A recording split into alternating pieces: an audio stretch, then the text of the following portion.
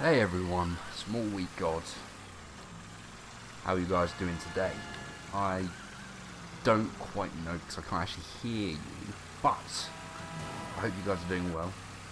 I'm doing decently, except for the fact that I just crashed my car, and as you can see I'm playing Mafia 3 again. This time I'm playing it live because, well, I feel like it. Now, I feel like a big part of being, being in good spirits right now is by not surrounding ourselves with negative influences. I talked about this a little bit in the last episode. I brushed over it a little bit, and that's how a friend who isn't good for you can be probably one of the most dangerous things, having good mental health, because they're wolves in sheep's clothing, right? And I sound like I'm trying to purge, I'm trying to, I don't know what the word is, but it sounds like I'm trying to ruin your life here by saying, get rid of all your friends, which is not what I'm saying. I'm saying that negative influences, such as toxic friends, they will fuck you up, whether you realise it or not, and whether you're actually aware as to how many friends of yours are toxic. Probably not many, if any at all. And I think most people are lucky not to have to encounter such unfortunate types of people that can make a good day unpleasant. And so where I wanted to go along, I wanted to expand on this by talking about negativity. And I want to start it off with a quote from one of my favourite people, and by favourite people I mean one of the people who I like the quotes from the most, and that's Albert Einstein. He said at one point, rather famously, I think it was in one of his books, he said, stay away from negative people, they have a problem for every solution. And I just thought, wow, if that ain't the truth. I pride myself on being a relatively positive person at times. I mean, we will have our ups and downs, right, myself included. But I tend to try and be the positive one in the group when I can be, in whatever group of people I'm being. And even if I don't really believe what I'm saying myself about being positive and about staying hopeful, I hope to inspire others. I sound really pretentious here, but when I'm positive, even when I don't feel like being positive, I hope to inspire others and give people, even if it's just an inch of good spirit, and hope that they can reenact that on other people, and it's just like a chain effect, right? Negative people are the kind of people who will suck the life out of you, and you won't even realise about it. You'll just be sitting there, and someone will be complaining about their day to you the whole time, and you sort of just tune out a little bit, but deep down they're sort of gnawing away at your mental health. And I'm talking about this with varying degrees of seriousness. Sometimes it's just sometimes someone's having a bad day, and like me, for instance, because I'm getting shot at. Sometimes someone's just having a bad day and they need to vent, and that's not really what I'm talking about here. We all need to vent sometimes, and that's fine. But what I'm really talking about is people who just constantly complain about everything. And I'm sure you found yourself doing this before, and I know I have. I definitely have. I used to be one of those people who'd sulk all the time. Well, not all the time, but when I was in a bad mood, I'd sulk. And the reason people sulk, you need to realise, is because they expect you. You don't sulk around people you don't really like that much, right? You only sulk around people who you do like and you are close with. And it's because you expect them to know what's wrong. And when they don't know what's wrong, you just get even more grumpy, because you're like, well, you're my friend. Why don't you know what's up? You should. And it just goes on. It's like a vicious cycle. It goes on. You get more upset. You get upset because you get upset, and you hope that they know why. But it turns out, people can't really guess why you're upset. You need to tell them most of the time.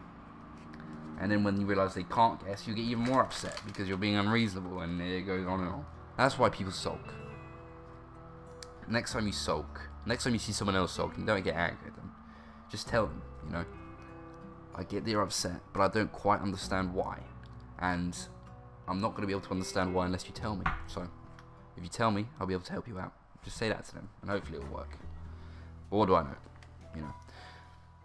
But I pride myself on constantly changing as a human being. And once again, I'm sounding pretentious. Hopefully I'll change one day so I don't sound pretentious. But one of the ways that I think I've changed in recent years, and this is the part of my life where I do change, where I have changed a lot in such a short amount of time, because, you know, being a teenager and all that has its conditions. And one of those is I've stopped sulking so much, because you've got to realise that not everyone knows what is up with you, you know. Sometimes you don't want people to know why, sometimes you expect people to. And, you know, even our loved ones don't have an insight into what's going on inside our mind, you know. You're the only one who can share that with the world. When people are negative, and I've said this in previous episodes, it's not their fault nearly all of the time. As I said before, people are really spiteful for the sake of it. People can be cruel, but they rarely do it without a motive. You know, it's like the rather somber example I'm about to use here, but the majority of killings have a motive, right? And some don't. Some are done because, you know, there's people with psychopaths who don't want to, you know, who just want to inflict pain for whatever reason. And it's the same with being cruel on a day-to-day basis, you know. People who do it just for the sake of it are probably the same people who kill people for the sake of it, you know.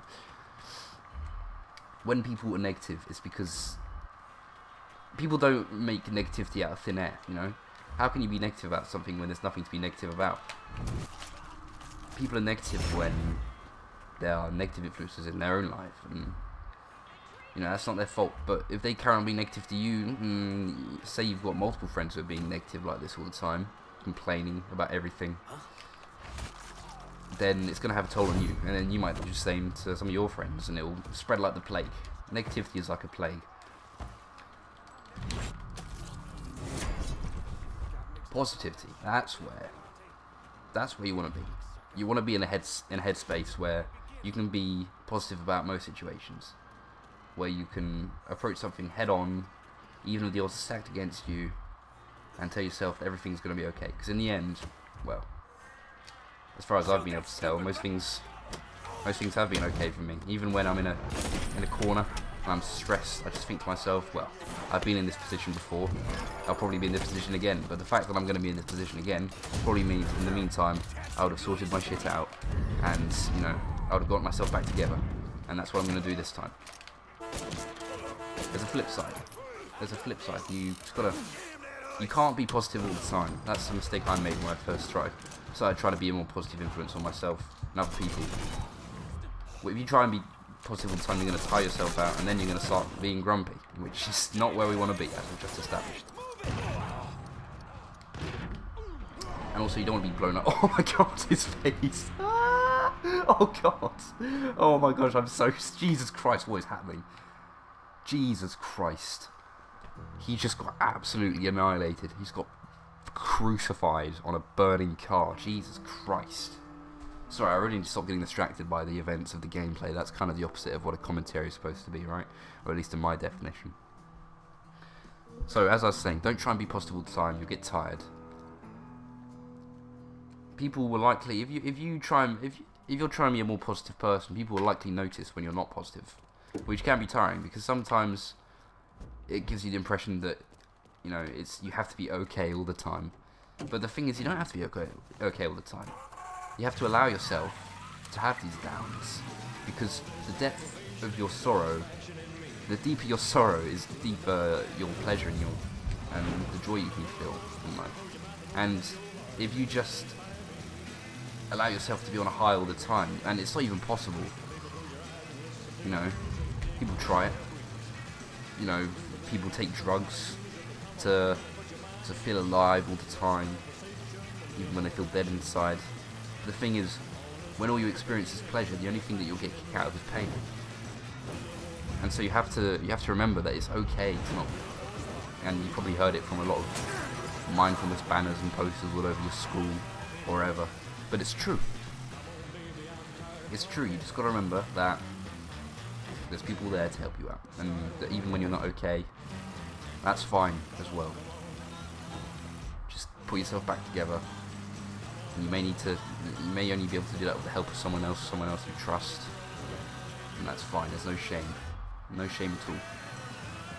We're not perfect. People say that all the time. People say that, nobody's perfect, and they don't actually believe it, and they hold themselves to impossibly high standards and think that they have to be happy all the time. But the truth is, you don't. Nobody can be happy all the time. Hell, who would want to be happy all the time? Because as I just said, when you're happy all the time, what fun is there in life? And that might sound a bit strange on paper. I mean, on paper, everyone wants to be happy all the time. But the truth is, you can't be happy all the time, and there's a reason why we can't be. Because one, it's impossible. Two, because even if we were, it'd probably self-destruct, and who knows? It's just speculation at that point.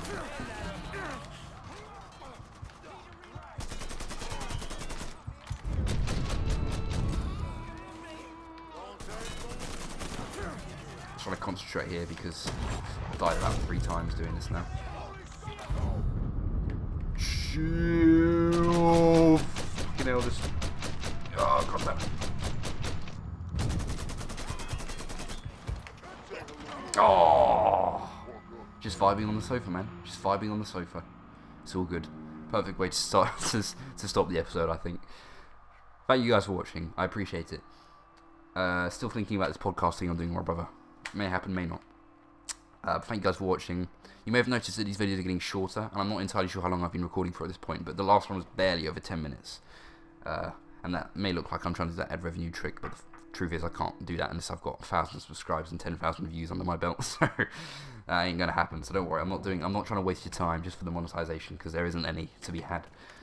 But if the videos have been getting shorter, and I think that the longer the videos go on, the more I start to mumble and start talking nonsense. So yeah, that's why the videos have been a little bit shorter. I've thrown it this way, man. It's a bit exhausting trying to be sanctimonious for 20 minutes in a row. Am I right? Anyway, thank you guys for watching. Have a good one. I'll see you in the next one. Cheers.